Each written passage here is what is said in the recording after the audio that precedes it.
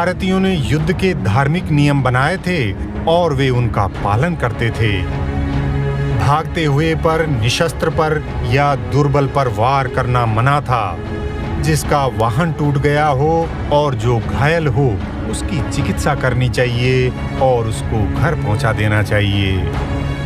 युद्ध आबादी से दूर किसी मैदान में लड़ा जाता था। भागते हुए पर वार नहीं करना धर्म था। शत्रु को पर्याप्त चेतावनी और संधि के पर्याप्त प्रयास करना भी धर्म था। इसी धर्म की आड़ में 1191 में मोहम्मद गोरी ने हारने के बाद भागकर अपनी जान बचाई। आज भी भारत के पड़ोसी जानते हैं कि भारतीय अपनी तरफ से पहला वार नहीं करेंगे और यदि भारतीय जीत भी जाएंगे तो आक्रमणकारियों को संधि करके छोड़ देंगे।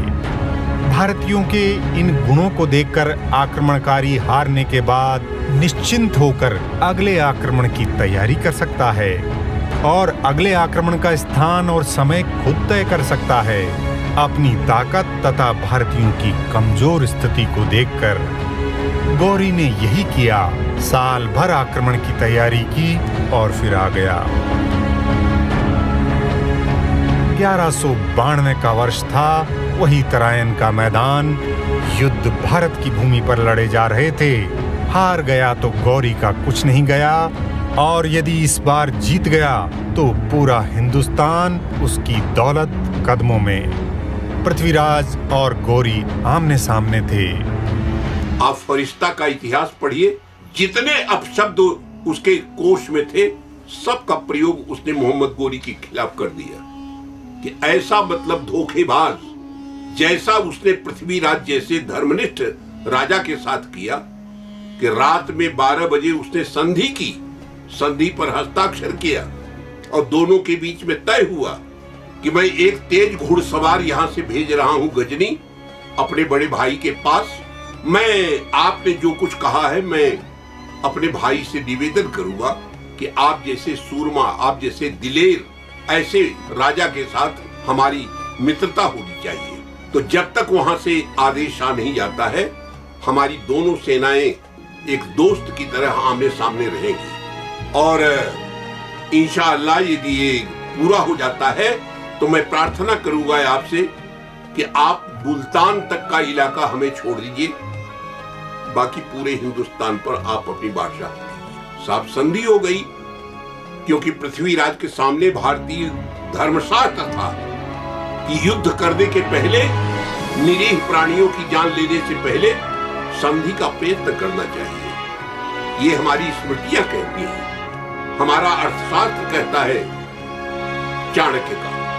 उस नियम के अनुसार पृथ्वीराज चौहान ने अपने धर्म का पालन किया और कहा कि पिछले साल तुम हमारी बहादुरी देख चुके हो कि 40 कोस तक हमारी सेना ने तुम्हारा पीछा किया और आगे सरहिंद के आगे इतना बड़ा रेगिस्तान था कि तुम प्यासे मर जाते, एक भी आदमी तुम्हारा गजनी पहुंच नहीं सकता था। लेकिन जैसे ही मुझे लोगों ने बताया कि मेरी सेना पीछा कर रही है भागते हुए यवनों का, मैंने तुरंत अपने घुड़सवार यहां से भेजे कि तुरंत उनको लौटाओ। हमारा धर्मशास्त्र ये हमको आज्ञा नहीं देता है। फरिश्ता कहता है उसके मन में तो काला चोर बैठा हुआ था। वो देख रहा था कि बड़ी सरलता से ये हमारी बातों में फंस रहा है, तो इधर इसने सारी रात कवायद की और सारे सैनिकों को इकट्ठा करके सबको तैयारी कराता रहा। और लिखता है फरिश्ता कि ठीक 4 बजे रात जब इक्के दुक्के राजपूत सिपाही नेचर्स कॉल के लिए बाहर निकल रहे थे, कुछ लोग बैठ करके कुछ अपना भजन गा रहे थे, ये कर रहे थे, ये एकदम वज्रपात की तरह 3 तरफ से टूट पड़ा उनके ऊपर। और फरिश्ता लिखता है कि पृथ्वीराज की लगभग 2/3 सेना सोते ही सोते गाजर मूली की तरह काट दी गई। युद्ध केवल युद्ध भूमि तक सीमित नहीं रहे, निर्दोष जनता भी मारी जाने लगी। युद्ध अब शासकों के बीच युद्ध नहीं रहे, काफिर हिंदू जनता के प्रति जिहाद हो गया। आइसिस की परंपरा भारत में बहुत पुरानी है। कन्यावध और बाल विवाह इसी का परिणाम है।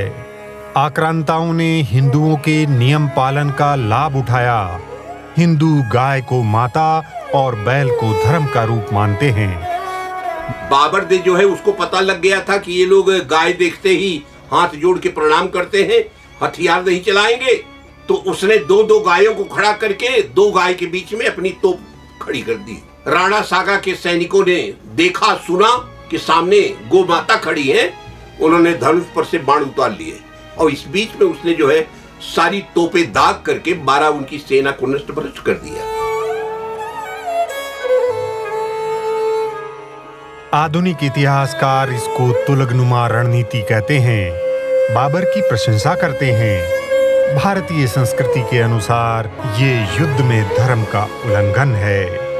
हिंदू संस्कृति में मरे हुए शत्रु की देह का सम्मान होता था।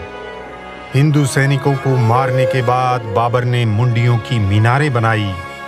हिंदू राजाओं के कटे हुए सिरों को जनता के बीच कई बार घुमाया गया। संधि का विश्वास दिलाकर अचानक आक्रमण करना मुस्लिम आक्रमणकारियों की मुख्य रणनीति थी। औरंगजेब ने तो कुरान की प्रति पर लिखकर गुरु गोविंद सिंह जी को विश्वास दिलाया और फिर विश्वासघात किया। हिंदुओं को इस्लाम के लिए लड़ने और अपनी ही संस्कृति को नष्ट करने के लिए मजबूर किया।